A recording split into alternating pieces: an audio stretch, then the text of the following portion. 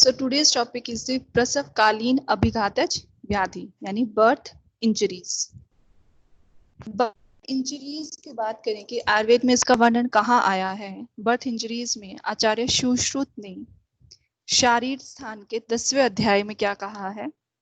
अकाल प्रवाहनात् बधिरम मूकम कुब्ज व्यस्थनु मूर्ध अभिघातज कास श्वास शोष उपद्रुतम विकटम व जनयति।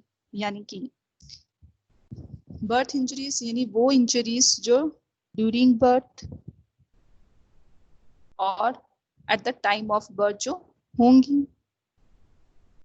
अकाल प्रवाहनात् यानी कि अकाल प्रवाहन से, यानी कि if there is the difficult labour और फोर्स्ड लेबर। बधिरम मीन्स डेफनेस। डेफनेस कैसे होगी? During the birth trauma if the pressure is over the ear so that the nerve will damage. मूक means there is the vocal cord, अगर दब गई तो मूक हो जाएगा। कुब्ज, कुब्ज means if there is any kind of vertebral or spinal injury हो गई, right? Then व्यस्थनु, व्यस्थनु means the mandible, जो mandible है वो फ्रैक्चर हो गई। मूर्ध अभिघात, if there is any trauma over the skull, that is मूर्ध अभिघात। कास श्वास, if there is any kind of chest injury, right? If there is any pressure over the chest during the delivery, तो कास श्वास। शोष उपद्रुतम, what is here? शोष, that is limb dystrophy, ठीक है। विकटम व जनयति, विकटम means अगली लुक, मीन्स अच्छा नहीं दिखेगा दिखने। वो कैसे हो सकता है? कोई पैरालिसिस होगी, maybe facial paralysis, right? So this all, अब आप अपने टॉपिक्स देखेंगे इनके सब हेडिंग्स में, this all are included in your birth injuries. Facial paralysis है, अर्ब्स पैरालिसिस है, राइट? मूर्ध अभिघात बर्थ ट्रॉमा, बर्थ ट्रॉमा से वहां पे आपके क्या है? उपशीर्षक है, सिफेलोहीमाटेमा है, केपट सक्सिडेनम है, right? So these all are included in the birth injuries.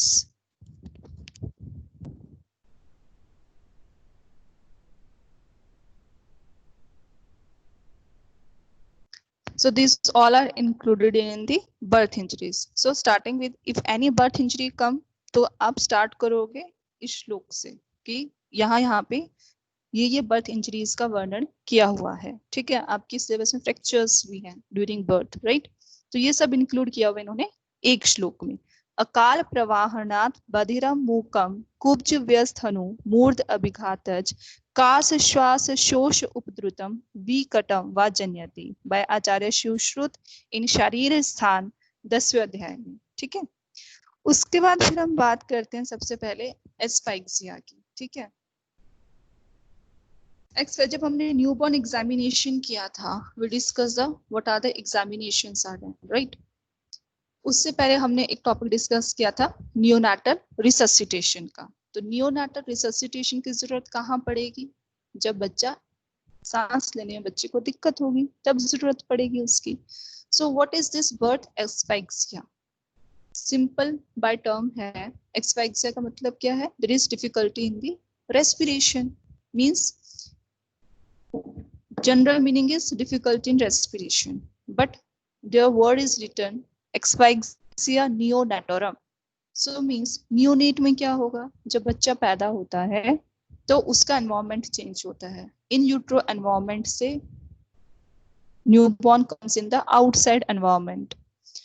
तो उस टाइम पे initial starting and maintenance of the respiration at the time of birth, it is essential. So if there is newborn is unable to initiate and maintain respiration at the time of the birth or during the birth or within 1 minute of the birth, is known as the asphyxia neonatorum, right? ये difficulty क्यों होती है? तो normal process क्या होता है respiration का? वो समझते हैं पहले, ठीक है। वी नो दैट कि हम ब्रेन में होता है respiratory centre. Respiratory centre brain में कहाँ होता है? फिजियोलॉजी में पढ़ा होगा आपने।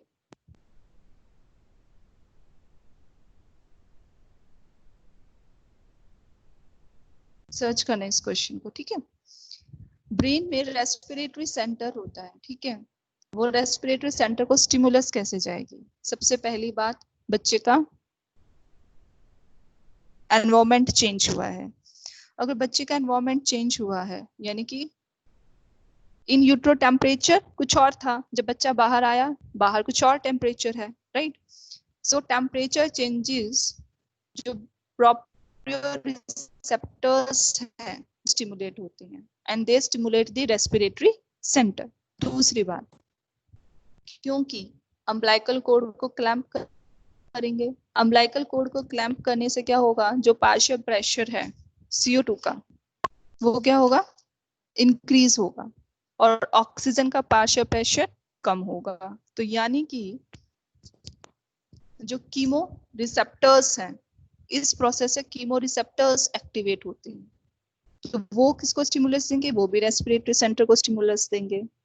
तीसरी बात, सबसे पहले हमने जब क्लिनिकल एग्जामिनेशन पढ़ी थी, हमने कहा था there is an important point of asking for the history of cry. या आचार्य सुश्रुत ने भी इस बात को बोला है, ठीक है, आप शरीर स्थान में पढ़ेंगे इस चीज को। जब बच्चा बाहर निकलते ही रोता है, और ये तो आपको पता भी होगा कि अगर बच्चा बाहर आते ही नहीं रोता है तो it is a matter of emergency.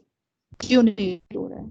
तो जब बच्चा रोता है, there is expansion of the thoracic cage which leads to the formation of the proper gaseous exchange, right? सो ऐसे होता है नॉर्मल रेस्पिरेशन बच्चों में, जब बच्चा इन यूट्रो से बाहर आएगा। लेकिन बर्थ एक्सफेक्सिया में क्या हुआ? बर्थ एक्सफेक्सिया में हम इसको बर्थ इंजरीज के अंदर पढ़ रहे हैं, तो यानी कि बर्थ एक्सफेक्सिया का एक कारण है बर्थ ट्रॉमा। बर्थ एक्सफेक्सिया और भी कारण है, लेकिन पहले हम फोकस करेंगे बर्थ ट्रॉमा पे, ठीक है। बर्थ ट्रॉमा की वजह से, अब बर्थ ट्रॉमा क्या हो सकता है? अब बच्चे की गले में अम्बिलिकल कॉर्ड अगर फंस गई, या अम्बिलिकल कॉर्ड कंप्रेशन हो गया, क्योंकि umbilical cord is a main source for exchange of gases between the fetus and the mother. So if there is umbilical cord compression, तो definitely ऑक्सीजन एक्सचेंज हैम्पर्ड होगा, oxygen की tension कम होगी, blood में carbon dioxide accumulate होता जाएगा और blood का pH कम हो जाएगा। जब ऑक्सीजन की कमी हो गई है तो जो ग्लूकोज है वो एनारोबिक मेटाबॉलिज्म होगी उसकी, और हमें पता है कि अगर ग्लूकोज की एनारोबिक मेटाबॉलिज्म होती है तो लैक्टिक एसिड प्रोड्यूस होता है, तो यानी कि एसिडोसिस होगी। एसिडोसिस होगी तो जो टिश्यू परफ्यूजन है वो प्रॉपर नहीं होगा, ठीक है। तो the condition brings the cause of birth asphyxia, तो बच्चे को फिर सांस लेने में दिक्कत होगी। और क्या कॉजेस हो सकते हैं बर्थ एक्सफेक्सिया के? अगर जनरल डिलीवरी के टाइम पे अगर एनेस्थीसिया यूज करते हैं, यानी मेडिकेशन टू द मदर, तो वो भी रीजन हो सकता है। मदर कोई अल्कोहल अब्यूज करती हो, वो भी रीजन हो सकता है, ठीक है। इसके अलावा अगर मैटरनल जो कंडीशन है वो हाइपोक्सिक है, यानी कि हम देते the iron, it is given to iron calcium is given in the pregnancy, right. अगर मदर अनीमिक है तो उस केस में भी इंट्रायूटेराइन हाइपोक्सिया हो सकता है। बर्थ ट्रॉमा कैसे हो सकता है? अगर बच्चा माल प्रेजेंटेशन है, बच्चे की ब्रीच प्रेजेंटेशन है, राइट, ये सब आपने गायनी में पढ़ा होगा, या प्रोलॉन्ग्ड हेड कंप्रेशन हो गई, right. So these are the causes of the birth asphyxia and one of the causes the birth trauma. तो इसके फिर क्लिनिकल फीचर्स क्या होंगे? अब बच्चे को सांस लेने में दिक्कत है, ऑक्सीजन सप्लाई प्रॉपर नहीं है, तो definitely there will be pallor, और बड़ा तो साइनोसिस, ब्रेडिकार्डिया होगा, एपनिया होगा, राइट, और हाइपोटोनिया होगा, सुस्त पड़ा रहेगा बच्चा, right, and there will be poor response to stimulation, ठीक है। तो उस केस में क्लिनिकल फीचर्स कितने सीवियर होंगे, माइल्ड होंगे, मॉडरेट होंगे, सीवियर होंगे, वो डिपेंड करेगा intensity and duration of the oxygen lag, right. कितनी जल्दी फिर आप उसको ट्रीटमेंट दे पाओगे, यानी it is an emergency condition, क्योंकि अभी सिर्फ बच्चा सांस नहीं पा रहा है, उसके बाद फिर क्या होगा, the oxygen supply to the main organs, brain, वो भी हैम्पर्ड हो जाएंगे, राइट। तो ऑक्सीजन ऑर्गन फेलियर हो जाएगा, ठीक है। सो इसका डायग्नोसिस कैसे होगा, क्लिनिकल होगा, with the clinical features you came to know. उसके अलावा फिर आप अपगार स्कोरिंग करेंगे, अगर 5 मिनट के बाद भी स्कोरिंग लेस देन 3 रहती है, वैसे इसकी लिमिटेशन है, एट द प्रॉपर जब इमरजेंसी कंडीशन है उस टाइम पे हम अपगार स्कोर नहीं करेंगे, ठीक है, clinically.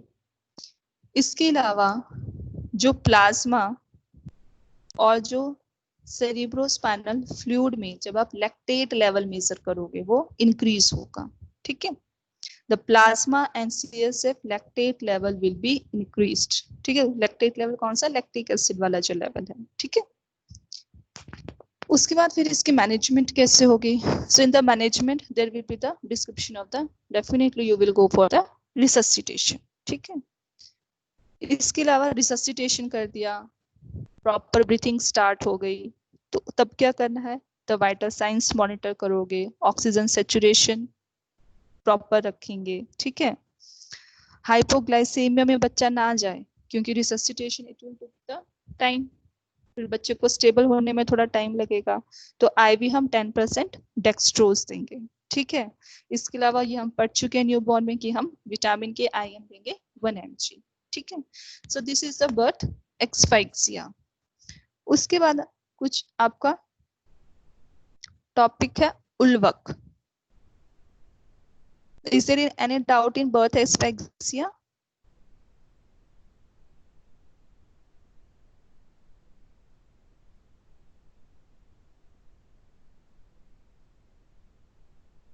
Hello. Topic is understood. Birth asphyxia or asphyxia, neonatal. Yes, ma'am. Yes, ma'am. If any doubt, go through the book. Then ask me tomorrow in the lecture, right? So next is the ulvak topic. Ulvak में just remember the main points, right? Ulvak is an important topic. उल्वक and next topic उपशीर्षक। उपशीर्षक में भी जो सिफेलोहीमोटोमा और caput सक्सिडिनम है, ये बहुत इंपॉर्टेंट टॉपिक है, ठीक है, पेपर में आता है ये, ठीक है।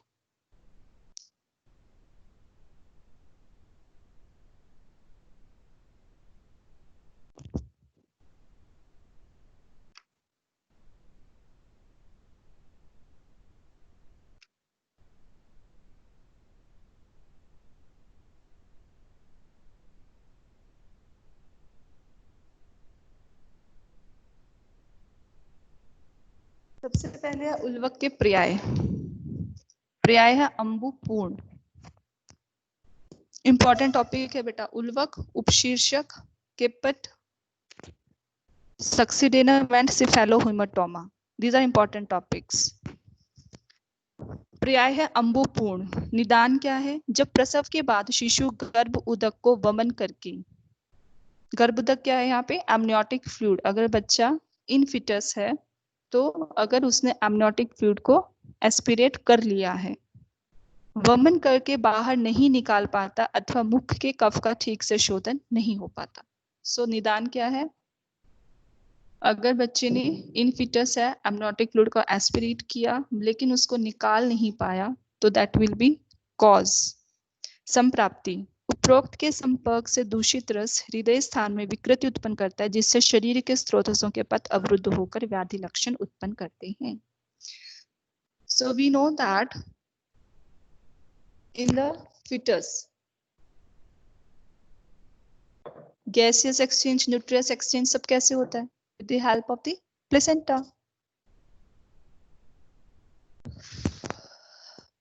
So here, if the neonate aspirate the amniotic fluid, right, it can go into the intestinal tract, it can go into the respiratory tract, right. Respiratory tract में अगर एस्पिरेट हो गया तो definitely the foetus will die. ठीक है. So what will be the लक्षण? हृदरोग, आशेपक, श्वास, कास, ज्वर, छर्दी. इस दशा में बालक मुट्ठी बांधकर बेहोश हो जाता है आदि. अगर एस्पिरेट किया हुआ है बच्चे ने, सबसे पहले हमने पढ़ा था कि जैसे ही बच्चा बाहर आएगा हम उसको स्टमक वॉश भी करते हैं, राइट? क्यों करते हैं? ताकि अगर कुछ फ्लूइड उसने एस्पिरेट किया हुआ है उसको निकाल पाए, right? And this is the सहज व्याधि टोल्ड बाय आचार्य. तो इसमें क्या क्या चिकित्सा करेंगे? स्नान और अभ्यंग नहीं करना है, स्त्रोतोशोधन करना है, जिसको हम क्या कहते हैं? स्टमक वॉश कर रहे थे हम वहां पे, राइट? आजा मूत्र अल्प मात्रा में प्रातः काल कई बार देना चाहिए. कौन से घृत का प्रयोग करना है? शस्यक घृत. ये पीजे में भी क्वेश्चन आया हुआ है कि शस्यक घृत का प्रयोग किस में करते हैं? तो शस्यक घृत का यूज करते हैं उल्वक रोग में, राइट? जो शस्यक घृत है इसके अलावा और कहाँ पे कर सकते हैं? गुल्म में भी करते हैं, राइट? और इसको एज अ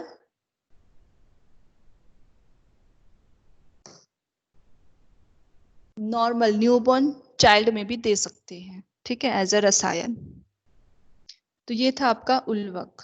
मेन याद रखना है शस्यक घृत का प्रयोग होगा, अजामूत्र का प्रयोग होगा, स्नान और अभ्यंग का निषेध है, और पर्याय क्या है? अम्बुपूर्ण. उसके बाद फिर आता है उपशीर्षक.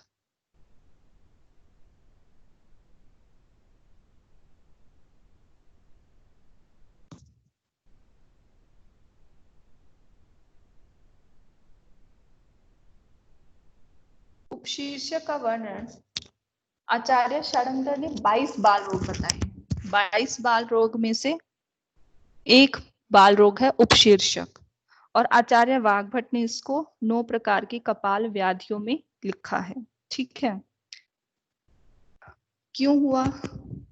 कपाले पवने दुष्टे गर्भस्थस्य अपि जायते सवर्णो नीरुजः शोफस्तम विद्याद उपशीर्षकम. कपाल में, क्योंकि इन्होंने आचार्य वाग्भट ने इसको कपाल में लिखा है. कपाल व्याधियों में, कपाल यहाँ पे क्या है? Cranium, right? पवने दुष्टे, वात दोष की दृष्टि होगी. कैसा शोफ होगा?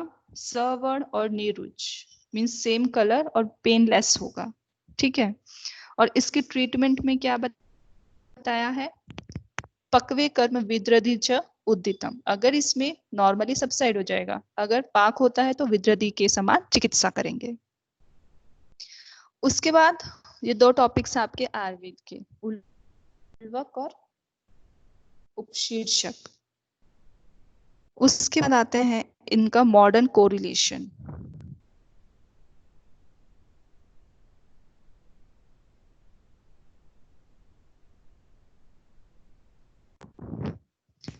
सिफेलोहीमाटोमा एंड केपट सक्सेडेनम. ये एक नॉर्मल स्कैल्प की एनाटॉमी है. स्कैल्प में क्या क्या आएगा? सबसे outer one is the layer of the skin, फिर कनेक्टिव टिश्यू, उसके बाद एपोन्यूरोसिस होता है, फिर लूज एरियोलर टिश्यू होता है, फिर पेरिओस्टियम होती है, राइट? उसके बाद सबसे पहले हम बात करते हैं सिफेलोहीमाटोमा की.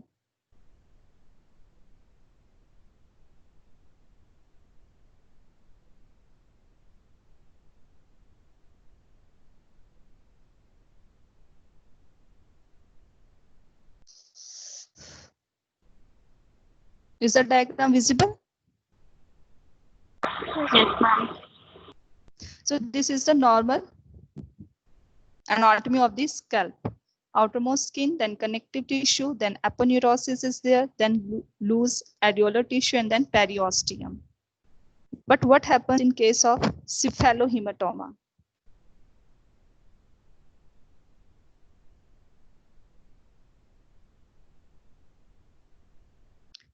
सिफेलोहीमाटोमा में क्या हुआ? यहाँ पे हीम वर्ड आ गया है और फिर टोमा OMA है, means there is the collection of blood. Cephalo stands for the brain. कहाँ कलेक्शन हुआ है अब वो देखते हैं. स्किन एज सच इंटैक्ट, फिर कनेक्टिव टिश्यू है, फिर एपोन्यूरोसिस है, फिर लूज एरियोलर टिश्यू है, फिर पेरियोस्टियम है. पेरियोस्टियम के नीचे बोन है. तो कलेक्शन कहाँ पे हुआ? Between periosteum and the bone. इसको हम बोलते हैं सब periosteal collection, right? So what is cephalohematoma? It is the subperiosteal collection of blood. अब ये कलेक्शन हुआ क्यों? डेफिनेटली अगर हम बर्थ इंजरी में पढ़ रहे हैं तो ट्रॉमा की वजह से हुआ है.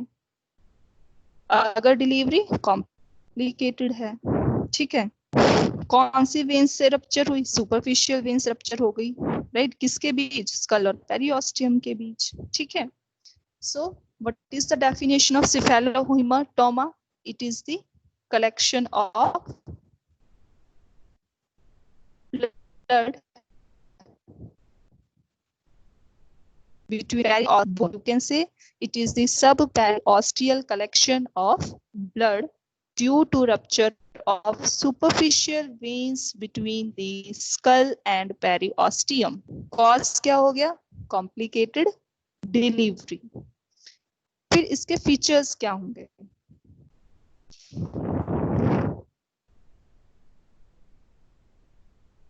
जनरली डिलीवरी के टाइम पे ये लेस कॉमन है एज कंपेयर टू केपट. एक बार केपट और देखते हैं ताकि डिफरेंस क्लियर हो जाए.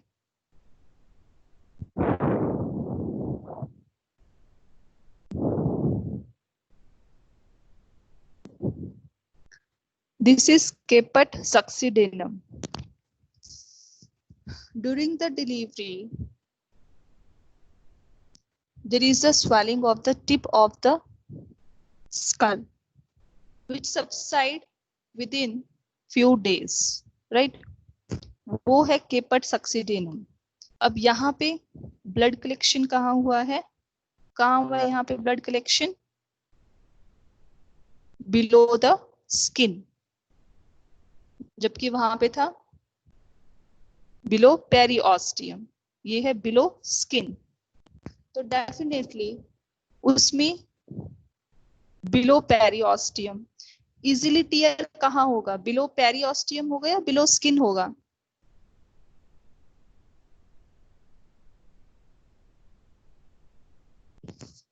अगर बर्थ इंजरी होगी तो इजिली टियर कहाँ पे होगा? इंजरी बिलो स्किन ज्यादा चांसेस है या बिलो पेरियोस्टियम ज्यादा चांसेस है?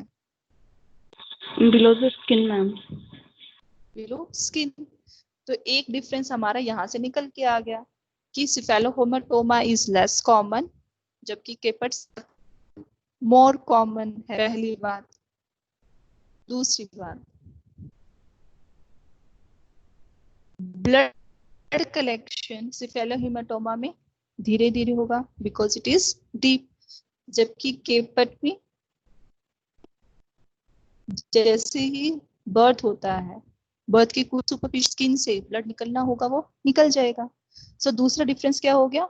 The caput succedaneum it occurs at the time of the birth, while cephalohematoma its size goes on increasing up to 12 to 24 hours, right? And it becomes stable after 24 hours. दूसरा difference ये हो गया. तीसरा difference हम इसकी position का कर चुके हैं. The caput is below the skin while जबकि cephalohematoma is between skull and periosteum.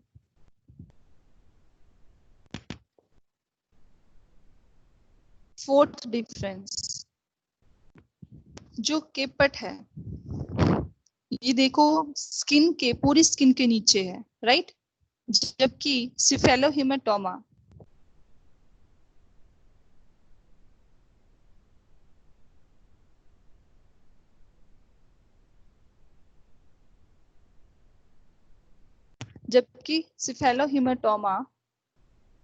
it is separated by the fontanelles, right? तो यानी कि जो केपट सक्सीडेनम है वो डिफ्यूज्ड है और सिफेलोहेमाटोमा डिफ्यूज्ड नहीं है, राइट, एक डिफरेंस ये हो गया। दूसरा, सिफेलोहीमेटोमा suture लाइंस क्रॉस नहीं कर सकता, जबकि caput succedaneum it can cross the suture lines. And last one is the caput succedaneum it subside within 7 to 10 days, जबकि सिफेलोहीमेटोमा it takes 3 to 6 weeks to subside, right? So this is the difference between cephalohematoma and the Caput succedaneum. Very, very important topic it is. Cephalohematoma is less common. Caput succedaneum is more common. Cephalohematoma occurs during birth and size goes on increasing up to 12 to 24 hours, while Caput succedaneum, it attains its size at the time of birth. Cephalohematoma is between skull and periosteum, while Caput succedaneum is subcutaneous. It is below the skin, the collection of the blood. Cephalohematoma is not diffused. Caput is diffused. Cephalohematoma does not cross suture lines. Caput succedaneum can cross suture lines. Cephalohematoma takes 3 to 6 weeks to subside. Caput succedaneum takes 7 to 10 days to subside, right? So this is the difference between Caput succedaneum and the cephalohematoma. Any doubt, beta?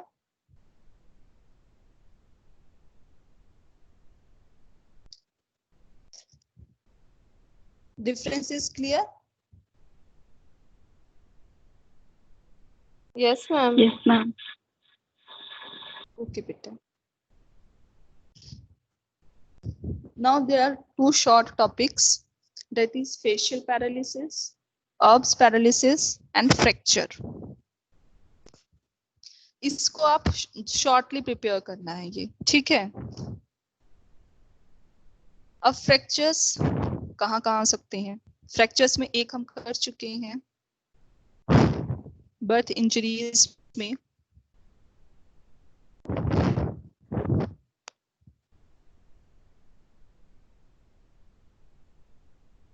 Fracture किस किस का हो सकता है? School में हो सकता है, क्लेविकल में हो सकता है, ह्यूमरस में हो सकता है, फीमर में हो सकता है, राइट? फ्रैक्चर्स हो सकते हैं because depending upon the presentation, right? अगर ब्रीच प्रेजेंटेशन है तो फ्रैक्चर के चांसेस ज्यादा हैं। सो पहली बात आती है स्कल के फ्रैक्चर की। स्कल का जो फ्रैक्चर होगा वो लीनियर हो सकता है, डिप्रेस्ड हो सकता है। पहली बात, linear means along the line Like a fracture, straight line. along the straight line fracture, right? Or we can say the fracture is so minute that it is not visible with the naked eye. Depressed is there is depression over the skull. The next is the clavicle fracture. सबसे ज्यादा common जो fracture है वो clavicle का fracture है, ठीक है? कब होता है? ब्रीच डिलीवरी में, ठीक है? It can also occur in case of uncomplicated vaginal delivery. जरूरी नहीं है ब्रीच डिलीवरी में ही होगा, अगर वेजाइनल डिलीवरी है उसमें भी चांसेस रहते हैं, ठीक है? बट इसकी प्रोग्नोसिस एक्सीलेंट है, इजीली ये ठीक हो जाता है, ठीक है? कैसे पता चलेगा क्लेविकल का फ्रैक्चर हुआ? जब बच्चे को आप पकड़ोगे बेबी को तो वो रोएगा, it will cry due to pain when handled, ठीक है? इसको ठीक कैसे करोगे? इमोबिलाइज करके आर्म को, जो अफेक्टेड साइड, अगर राइट साइड का है, लेफ्ट साइड का, जो सी भी अफेक्टेड साइड है उसको इमोबिलाइज कर दोगे। कैसे? उसके इन्फेंट की जो आर्म है उसको रैप करके, राइट? जैसे कि तौर पे हम न्यूबॉर्न बेबीज में पैरासीटामोल दे सकते हैं, 10 to 15 mg डोज है पर kg, राइट? इसके अलावा जो सी साइड इफेक्ट होगी डेफिनेटली उसकी जो लिमिटेड मूवमेंट्स होंगी, ठीक है? ये होगा क्लेविकल का fracture. First is the skull fracture, जो लीनियर हो सकता है, डिप्रेस हो सकता है, राइट? और स्कल के फ्रैक्चर में स्पॉन्टेनियसली वो ठीक भी हो सकता है और सर्जरी की रिक्वायरमेंट भी पड़ सकती है। क्लेविकल का फ्रैक्चर ब्रीच डिलीवरी में भी हो सकता है, अनकॉम्प्लिकेटेड वेजाइनल डिलीवरी में भी हो सकता है, मोस्ट कॉमन है। Baby cry when handled, affected arm will be limited in movement, Moro reflex asymmetric हो जाएगा, प्रोग्नोसिस उसकी एक्सीलेंट है, इमोबलाइज कर दोगे आर्म को और पैरासिटामोल दे दो। फिर आता है ह्यूमरस का। जो ह्यूमरस का फ्रैक्चर होगा वो होगा मोस्ट जो पॉइंट है वो है अपर 1/3 और लोअर 2/3। इसमें भी वही पॉइंट्स हैं, पेन होगा, लिमिटेशन ऑफ मूवमेंट होगा, मोरोरिफ्लेक्स एसिमेट्रिक हो जाएगा, राइट। इसमें भी फिर इमोबलाइज कर दोगे। मिनिमम टाइम क्या है, 2 वीक्स का है, ठीक है। And next is the femur fracture जो कि रेयर है। So this is all about your fracture, skull fracture, clavicle fracture, humerus fracture, femur fracture. Femur का रेयर है, क्लेविकल का मोस्ट कॉमन है। The last topic is the facial paralysis and the Erb's paralysis. ये आपने anatomy में भी पढ़े होंगे बेटा। Erb's paralysis कौन सी नर्व में होता है अगर इंजरी हो तो?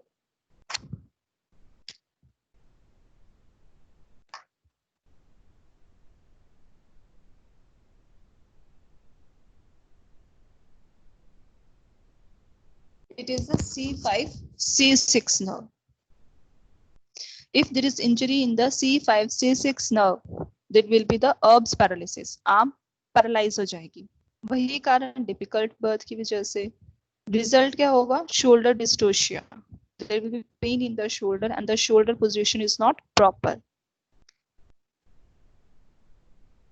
तो आर्म की पोजीशन क्या रहेगी इसमें? Arm hang by side and rotated medially.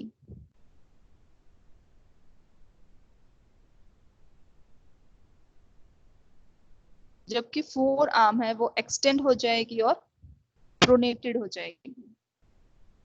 कितना डैमेज हुआ है इस पे डिपेंड करेगा, या तो वो खुद रिजोल्व भी हो सकती है मंथ्स में या सर्जरी की रिक्वायरमेंट हो सकती है।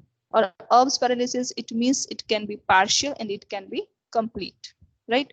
So Erb paralysis main root याद रखनी है, injury to the C5, C6 nerve. It can be partial, it can be complete. Cause is birth trauma. There will be shoulder dystocia. किस पोजीशन में hand लाई करेगा? जो आर्म होगी it will hang by side and rotated medially, जबकि four arm जो है वो extended होगी और प्रोनेटेड होगी।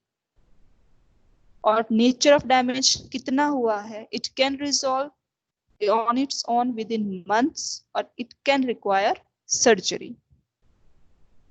The last is the facial paralysis. Facial paralysis कौन सी नर्व की वजह से होगी, कौन सी नर्व को डैमेज होगा?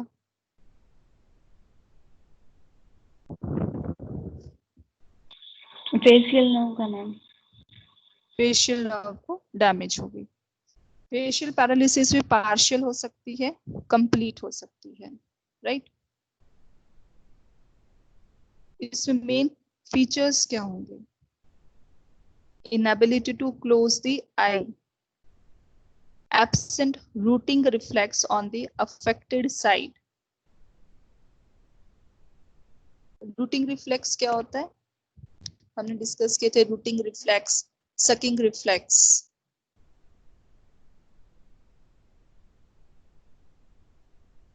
Rooting reflex is the when you bring the finger towards the lips, the neonate it turns its heads towards that finger, वो है रूटिंग रिफ्लेक्स, राइट। तो रूटिंग रिफ्लेक्स अफेक्टेड साइड पे एब्सेंट हो जाएगा। Newborn is enable to close the eye, इसकी prognosis good है, right.